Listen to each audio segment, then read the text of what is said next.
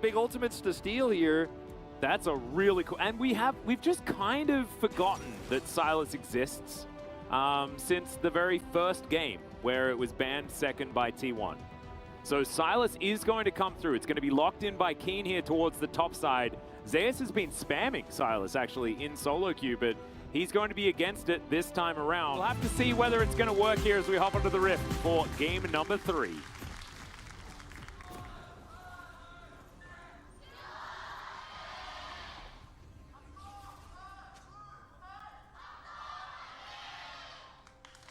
KWANGDONG FREECS fans, I think we can hear more of them a little bit more loudly here in the studio because we busted, so old strategy as okay, LM's down here, level 2. Yeah, and Kerry has been lit on fire already. The heal has come out as Gumayusi is real dead. That's the flash, that's the rend, and that is Teddy picking up first blood. Way more valuable to take out the Draven than it is to take out the Ashe in this case. Layers and layers deep on. We need roaming mids, we need aggressive jungle picks, we need to always be there. It's all about the bottom lane only. All the time, and I feel like so many games have been decided by bottom matchups so early on, and a lot of LCK games are basically a cash-in away from being able to start that snowball rolling, and KWANGDONG FREECS have to do their very best to deny it as long as is humanly possible, and they may have to do it forever. As Gumayusi takes a fair bit of damage here, but Fate's Call is going to be traded. Okay, Handshake's going to get a cleanse out as well. As Zeus is down here, there's the kick flash, and there's a surprise Gragas as well, as Gumayusi is not going to go down. The stick's not rendered out there, and Teddy is going to be taken. Ellum wanting to rotate over. He's the one with Eye of the Herald, but it's T1 that are collecting the plates. Yeah, Fate does not have teleporters backing at a really awkward timing here. Faker about to get his Weaver's Wall back up over to a Draven. Like you said, you were waiting for it, and boom. Suddenly, T1 back on the map, tying up the goals. Absolutely. This is a very scary time as that's a nice handshake onto Carrier. Ellen's going to walk on over. This is a really dead Ashe. There is absolutely nothing he can do there, and Fate is going to collect a kill. Gumayusi gets a huge spike in gold, as we can see.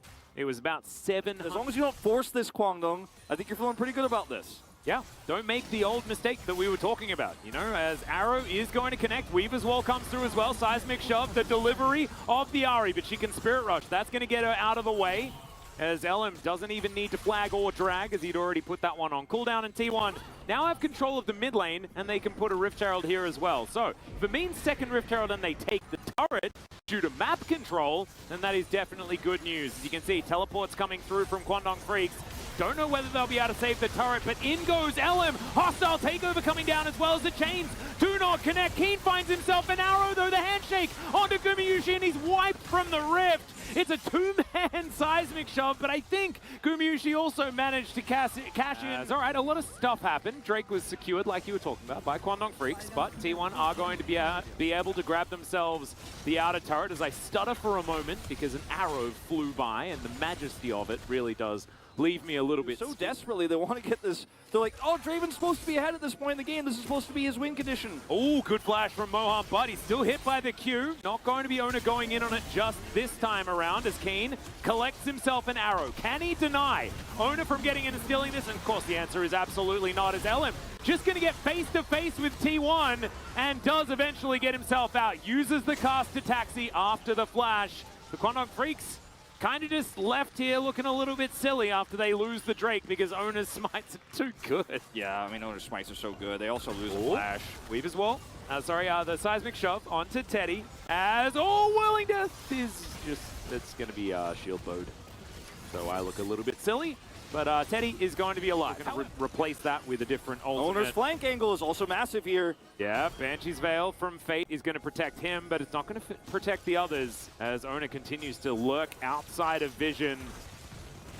All right, we're clearing out wards where we can on the KWANGDONG FREECS side. Is that control ward actually probably going to be very important, as Keen's wrapping around himself. LM also looking to come in. Let's see what the hijack is going to be, is now Zeus.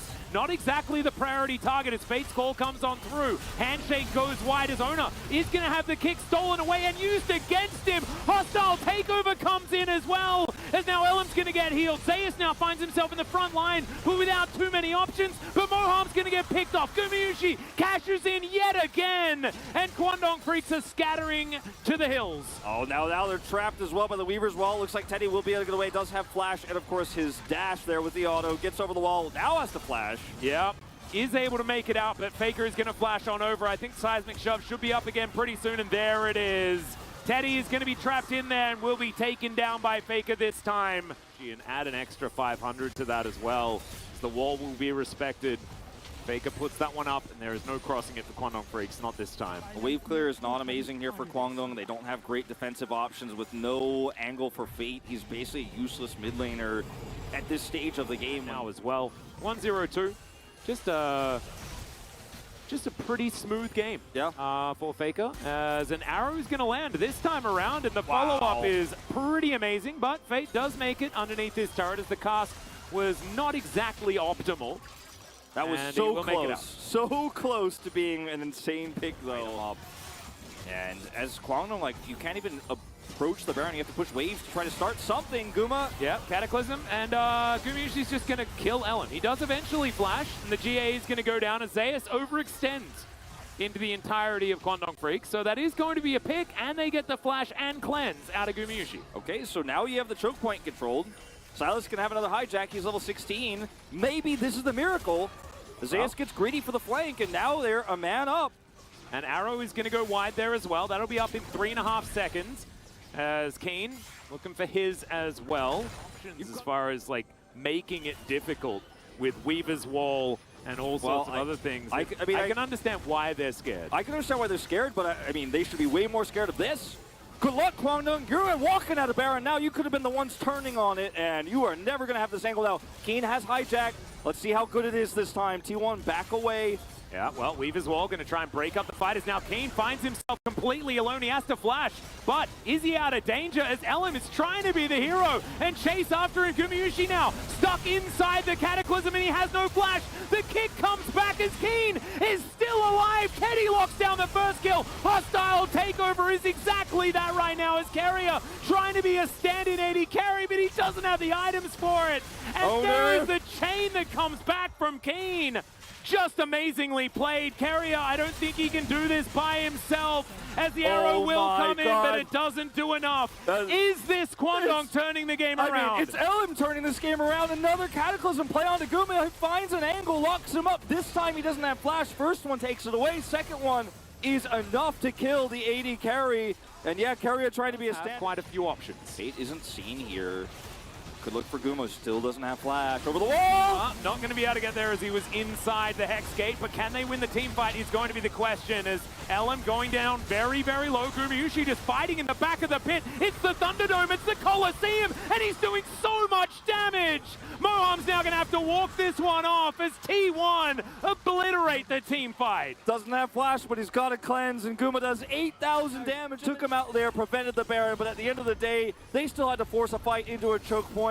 The Thunderdome that T1 set up, and that's the last kill of the game as T1 will march down to take what's theirs. A very close series, one that lived up to the revenge storyline we set here as KWANGDONG won it in the first round robin, but T1 will take the narrow 2-1 victory in the end. What a series, Atlas. Yeah, it was a great one. Surprising, because I actually thought that T1 would...